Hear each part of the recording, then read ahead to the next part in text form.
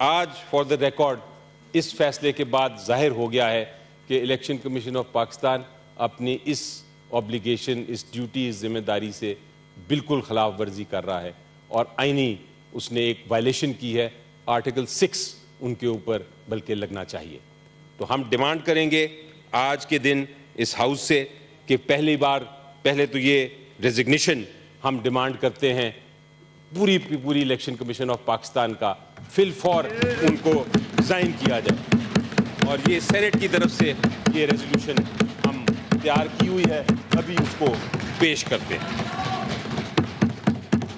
وہ 1 منٹ بھی اس عہدے پہ نہیں ٹھہر سکتے.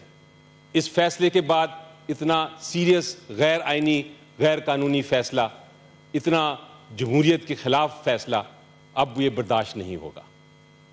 جناب چیئرمین، یہ بھی ہم بتا رہے ہیں کہ اگر اس فیصلے کے بعد پریزیڈنشل الیکشن ہوا اور سینٹ کے الیکشنز ہوئے اگلے جانے کے ممبرز، تو وہ ہمیں منظور نہیں ہوں گے، کیونکہ جب تک اس چیز کا فیصلہ نہیں ہوگا، جب تک ایک حتمی فیصلہ نہیں ہوگا جو ہم عدالت میں جائیں گے اس کو چیلنج کریں، جب تک سپریم کورٹ آف پاکستان یہ فیصلہ نہیں کرے گا کہ یہ ریزرو سیٹس کس کو جانی ہیں، جب تک یہ فیصلہ نہیں آئے گا، فائنل فیصلہ، پریزیڈنشل الیکشن اور سینٹ کے الیکشنز پاکستان میں نہیں ہو سکتے.